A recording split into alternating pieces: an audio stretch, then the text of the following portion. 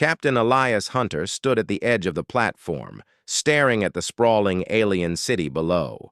The structures shimmered in colors he had never seen, and they seemed to bend the light in strange ways.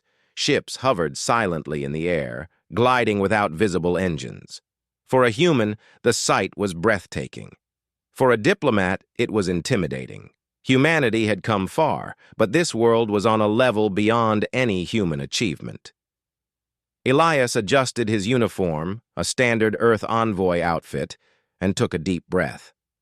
He had been chosen for this mission because of his calm mind and ability to think quickly under pressure.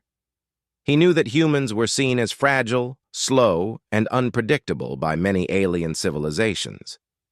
But he also knew that humans had something few others did: adaptability, courage, and creativity. And today, he would need all three. The council chamber was enormous, filled with beings of every shape and size. Most had translucent skin that glowed faintly, others had multiple limbs or eyes, but all moved with a grace and precision that made Elias feel clumsy. At the far end of the room, on a raised dais, sat the alien queen Solara. She radiated authority. Her eyes glimmered like liquid gold, and her presence commanded attention without any need for words. A court official, tall and thin with skin like polished silver, gestured for Elias to approach. "Human delegate," the official said, the voice echoing strangely in the chamber. "The Queen awaits your introduction." Elias stepped forward, trying to keep his posture straight. His mind raced. He had prepared countless speeches about human achievements, philosophy, and diplomacy. He had memorized protocols, cultural etiquette, and even small details about Solara's court. Yet nothing could prepare him for the Queen herself. "Welcome, Captain Hunter." Queen Solara's voice resonated in his mind. Their species communicated partly through thought, a wave of emotion and intention that made words unnecessary. Elias felt a strange mixture of curiosity and caution. "Tell me, human, what is your title?" Elias blinked. He had expected a question about rank, role, or mission. He did not expect a direct question about personal status, and humor slipped out without thinking. "Husband," he said, smiling faintly, hoping she would understand it as a joke. The chamber froze. The officials whispered to each other in tones that made the air vibrate. Solara tilted her head slightly, a motion that seemed both curious and amused. Then slowly she nodded. "So be it," she said. "Then you are my husband." Elias's heart skipped a beat. He had meant it as a joke, a simple quip to ease tension. Now, it seemed, the Queen had accepted it seriously. He opened his mouth to explain, but the words stuck. The eyes of the court were on him, waiting. If he spoke now, he might offend her or disrupt diplomacy. Silence was safer. "Follow me," Solara commanded, standing gracefully. She led him to a smaller chamber filled with artifacts, glowing symbols, and intricate machinery. Elias marveled at the technology, realizing that what humans called advanced was still primitive compared to what he saw. "You must understand," Solara said, her voice calm yet firm, "that in my culture, a statement like yours is not taken lightly. A husband is not merely a partner in name. It is a bond of honor, trust, and responsibility. It is also a source of political influence. You will have privileges, yes, but also duties." Elias nodded, trying to appear confident despite the storm of thoughts in his head. He had always believed humans could rise to challenges if given the chance. Perhaps now he had that chance, though he did not expect it to come like this. Over the next few days, he learned more about the Queen's expectations. There were trials of intellect, tests of problem-solving, and diplomatic exercises designed to evaluate his character. The court watched as he interacted with alien technology, deciphered complex codes, and mediated disputes among high-ranking officials. Each time he relied on human ingenuity, creative thinking, and patience. It was clear that aliens valued power, efficiency, and logic above all else. But they also respected courage and adaptability, qualities humans had in abundance. During one exercise, he was asked to reprogram a defense system that had malfunctioned during a simulated attack. The system was alien, far beyond human engineering, but he studied the patterns, asked precise questions, and suggested adjustments. Slowly, the system responded. The court murmured in surprise. Humans had never shown this level of problem-solving capability here before. Solara observed quietly, her golden eyes measuring every move. Elias felt both nervous and strangely exhilarated. Each success earned him a bit more respect, not just from the Queen, but from the Council. He could see whispers spreading. Humans were more capable than they seemed. Yet not all moments were tests. Sometimes, there were quiet walks along the observation terraces.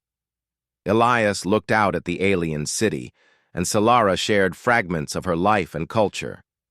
He learned that her species valued not just strength, but wisdom, patience, and harmony.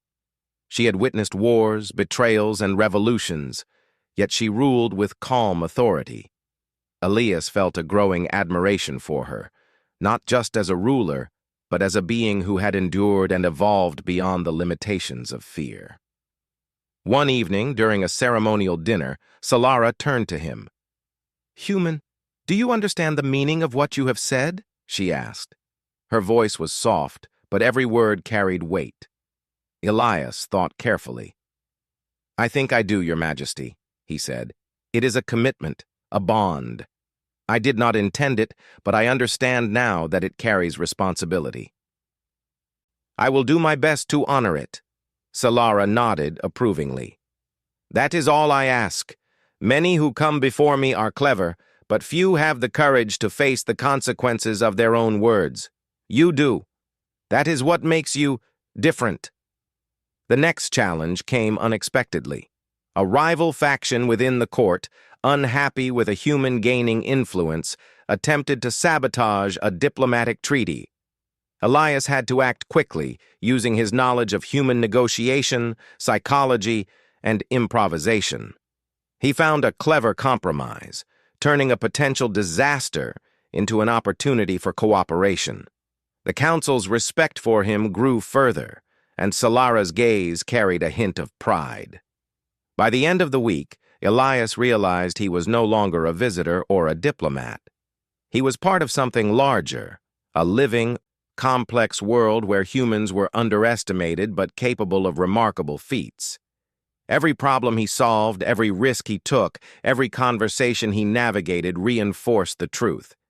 Humanity had qualities that even the most advanced aliens could admire. As the chapter of the week closed, Solara invited him to a private chamber overlooking the city. The sky was painted with strange auroras, colors swirling like rivers of light. Elias felt a mixture of awe and anticipation. "You have done well, human," Solara said. "Soon there will be a ceremony to formalize what you have already spoken. It is your choice whether to proceed willingly or to step back. But know this. What you decide will affect not just you, but your people and mine." Elias looked out at the horizon. He had come to this planet representing humanity, unsure if his species could ever earn respect here. Now, he stood at the threshold of influence, trust, and honor. The choice was daunting, but he felt ready. Humans were resilient, creative, and courageous. He had faced more than anyone expected, and he had survived. "I am ready," he said quietly, though his heart raced.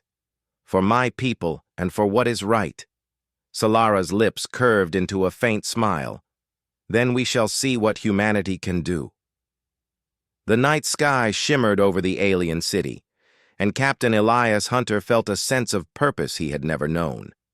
The joke that started it all had become a path to something far greater, a partnership, a challenge, and a chance to show that humans, even in a world of superior beings, could rise to the occasion. And so, the human and the queen stood together, looking out at a universe that suddenly seemed full of possibilities. The day of the ceremony arrived, and the grand hall shimmered with lights that seemed to float in the air. Alien officials from all corners of the planet had gathered to witness what they called the bonding of honor. Captain Elias Hunter felt the weight of the moment. Every eye was on him, not only those of the Alien Council, but of the Queen herself. Queen Solara approached, her steps silent yet commanding. She looked at Elias with a gaze that combined curiosity, expectation, and a faint trace of amusement. Elias straightened, reminding himself that this was not a joke anymore. This was real, and his every decision mattered, not just for him, but for humanity's reputation among a civilization far older and more advanced than Earth. "You have come far." "Human," Solara said, her voice carrying both warmth and authority. "But this day is not merely ceremonial. It will test your wisdom, courage, and integrity. Are you prepared?" Elias nodded. "I am ready." The first part of the ceremony was a test of intellect. They led him to a room filled with complex holographic patterns, shifting geometries, and alien symbols. The task was to organize the patterns into a sequence that mirrored the balance of the universe, a concept that the aliens considered fundamental. At first, the patterns made no sense. Elias felt the familiar pressure of being in unfamiliar territory, but he reminded himself of what humans did best: observe, experiment, and adapt. He studied the movements, noted repetitions, and began connecting patterns in ways that were unconventional yet logical. Slowly, the symbols aligned. The room glowed brighter, indicating success. A murmur of approval swept through the observers. Humans were not expected to excel in this kind of abstract challenge, but Elias's creativity and patience had won the day. Next came a test of diplomacy. Two rival factions within the council had long-standing grievances, and it was Elias's task to mediate. He had no authority yet, but he spoke with confidence, listening carefully to each side and offering solutions that addressed the core concerns rather than the surface complaints. He proposed joint projects and shared responsibilities that created mutual benefit, using a combination of logic and human empathy. Slowly, tensions eased, and even the most skeptical officials nodded in agreement. Solara watched silently, impressed. "You handle conflict well," she said later. "Many here rely solely on logic or force, but you combine them with understanding. That is rare among my people." The final test was perhaps the most dangerous. A rival faction, displeased with the human gaining influence, launched a simulated attack on the city's defense systems. Elias was called to the command chamber, where holographic displays showed breaches in multiple sectors. Panic would have been natural for anyone else, but Elias's mind worked quickly. He coordinated the defense teams, predicted potential failures, and suggested adjustments based on patterns and probabilities. Using human ingenuity and quick thinking, he managed to stabilize the systems, neutralizing the threat before any real damage occurred. The rival faction was forced to acknowledge their failure, and the council finally gave him genuine respect. Elias felt a thrill. He had proven that humans, even against far superior technology and experience, could excel with determination and clever thinking. After the tests, the formal bonding ceremony began. The hall was filled with light and sound, alien symbols floating in mid-air, creating a display that was almost hypnotic. Solara turned to Elias, placing a glowing insignia on his hand. "By our tradition, this marks the bond you spoke of. You are no longer only a guest or observer. You are my partner, not just in title but in honor and responsibility." Elias accepted the insignia, understanding the full weight of the gesture. It symbolized more than a union. It represented trust, alliance, and the possibility for humans to be recognized as equals in a universe that often underestimated them. The court erupted in applause, but Elias's attention remained on the queen. "I will do my best," he said sincerely, "for you, for your people, and for humanity." Solara's eyes glimmered with approval. "I believe you will, human. You have shown courage, intelligence, and respect. These are qualities that endure longer than technology or power." In the following weeks, Elias settled into his new role. His position allowed him to interact with alien scientists, engineers, and leaders. He began sharing human ideas, demonstrating how simple solutions and creative thinking could solve problems that had stumped even the most advanced minds. One notable success involved the planet's environmental systems. A series of storms had been devastating certain regions, and traditional alien methods failed to control them.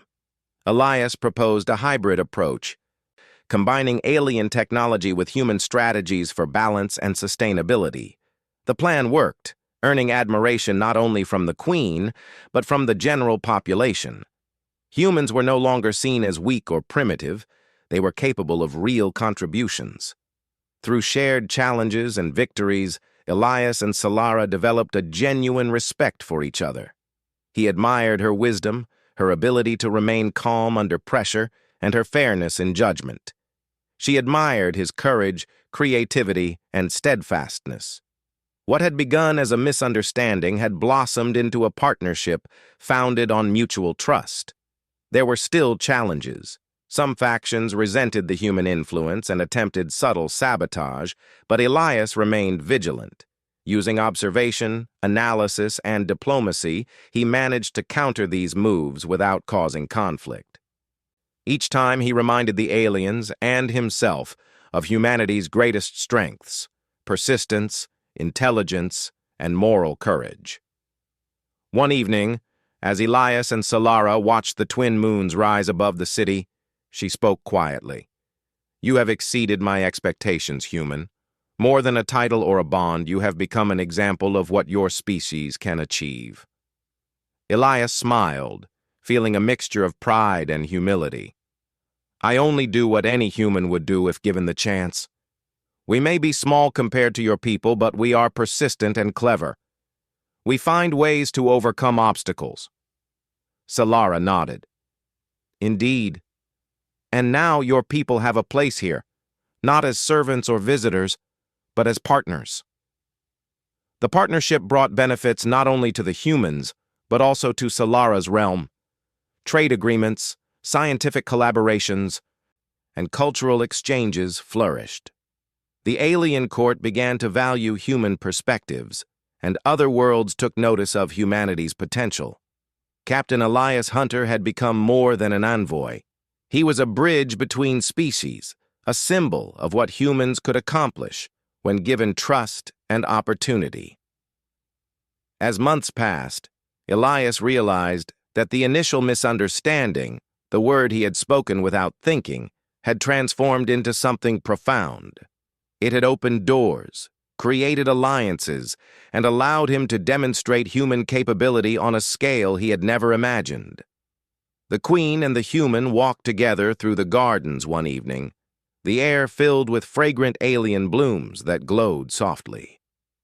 "Do you ever regret your words?" Solara asked, a small smile on her face. Elias chuckled. "At first, yes. I thought I had made a mistake. But now, I see it was an opportunity. Sometimes a single word can change everything if you are willing to act with courage and intelligence." Solara's smile widened slightly. "Then perhaps it was fate, human. That word showed your nature. You did not speak it to deceive or to impress, yet you were brave enough to stand by it. That is a rare quality."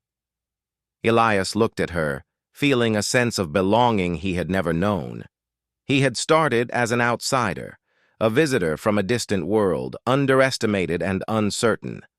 Now he was recognized, respected, and trusted. Humanity had made its mark, not through force or conquest, but through ingenuity, courage, and honor.